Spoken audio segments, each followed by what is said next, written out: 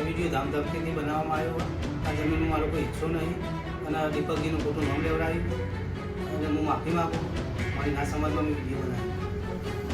આ જમીન અમારા બાપ દાદાની હતી અને અમને અમારો હિસ્સો મળી ગયો. અમે એક જમીન વેચીને અમને પૈસા સુધી મળી ગયો.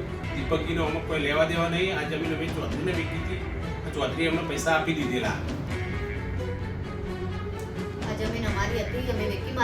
સ્થાનિક સ્વરાજની ચૂંટણી 26 એપ્રિલના રોજ યોજાનાર છે અને તે પહેલા મહેસાણામાં રાજકારણ ગરમાયું છે. અહીં લીંચ જિલ્લા પંચાયત બેઠકના કોંગ્રેસ ઉમેદવારને લઈને એક વિવાદાસ્પદ વિડીયો છે તે સામે આવ્યો, જેમાં આ કોંગ્રેસ ઉમેદવાર પર જમીન પચાવી પાડવાનો ગંભીર આરોપ લગાવવામાં આવ્યો.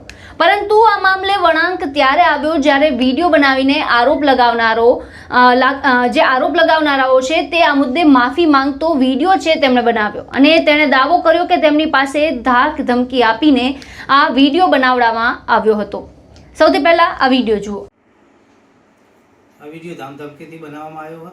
આ જમીનમાં મારો કોઈ હિસ્સો નહીં અને દીપકજીનું ખોટું નામ લેવડાવ્યું અને હું માફી માગું. મારી ના સમાજમાં મેં વિડીયો બનાવ્યો. આ જમીન અમારા બાપ દાદાની હતી અને અમને અમારો હિસ્સો મળી ગયો. અમે એક જમીન વેચીને અમને પૈસા સુધી મળી ગયો. દીપકજીનો અમને કોઈ લેવા દેવા નહીં. આ જમીન અમે ચૌધરીને વેચી હતી. આ ચૌધરી અમને પૈસા આપી દીધેલા. આ જમીન અમારી હતી, અમે વેચી મારી હ. અમારા પૈસા અમને મળી ગયા છે અને દીપકજીનું ખોટું નામ દીધું છે. આ મુદ્દે અમે કોંગ્રેસના ઉમેદવાર દીપકભાઈ સાથે ટેલિફોનિક વાતચીત કરી તો તેમણે શું કહ્યું છે તે પણ સાંભળો. સાથે દીપકભાઈ જોડાયા છે. દીપકભાઈ, એક વિડીયો છે તે થોડા ટાઈમ પહેલા વાયરલ થયો હતો કે જેમાં પહેલા જમીન પચાવી પાડી હોવાનો આરોપ લગાવાયો હતો અને હવે એક વિડીયો વાયરલ થયો છે તેમાં કહી રહ્યા છે કે મારા પાસે ધાક ધમકી આપીને વિડીયો બનાવવામાં આવ્યો હતો. શું કહેશો આખા આ મુદ્દે અને આખો મામલો કઈ રીતનો હતો અને શું તેની પાછળનું કાવતરું હતું? બેનશ્રી, એ વિડીયો વાયરલ કર્યો છે તે વ્યક્તિએ કરેલો ધમકી આપી કરાયેલો એને ભૂલ એને જાણવા મળી કે ભૂલ થઈ મારાથી, એટલે એને તરત જ માફી માંગી. કલાક પછી માફી માંગી અને એ વિડીયો એને માફી માંગતો વાયરલ કર્યો છે કે દીપકજીનો અમે કોઈ રોલ્સ નહીં અને ઉમેદવારી કરી એટલે મારા અડચણરૂપ થઈ અને મારા સામે બદનસીબ કરવામાં આવી.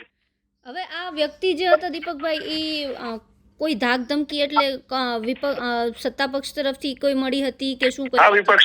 વિપક્ષ તરીકે મને એવું લાગે વિપક્ષ તરીકે જ અમને કર્યું લાગે. તમને તમારે એમની સાથે કોઈ વાતચીત થયેલી છે કે ના? કોઈ વાતચીત મારા સાથે નહીં થયેલી. તો આગળ શું? અને હું તો પ્રચાર સાથે જ હું ચાલુ જ છું. ચાલુ પ્રચારમાં જ મને મેસેજ મળ્યા અને પછી ભાઈ જ કબૂલ લીધેલું છે કે મારી ભૂલ થયેલી. એવો વિડીયો એને વાયરલ કરેલો છે. આગળ શું કાર્યવાહી? આગળ જે કાયદેસરની કાર્યવાહી થશે એ હું કરીશ. બરાબર. બિલકુલ દીપકભાઈ, અમારી સાથે જોડાયા અને માહિતી આપી તે બદલ આભાર આપનો. Okay, thank you. હવે ચૂંટણી ટાણે આવી ઘટનાથી રાજનીતિમાં વધુ ગરમાવો આવી ગયો છે. જોવાનું હવે રહેશે કે આગળ આ મામલે શું કાર્યવાહી થાય છે. આપનું શું માનવું છે સમગ્ર મુદ્દાને લઈને અમને કોમેન્ટ બોક્સમાં જણાવો અને અમારી ચેનલને લાઇક, શેર અને સબસ્ક્રાઇબ કરવાનું ભૂલશો નહીં.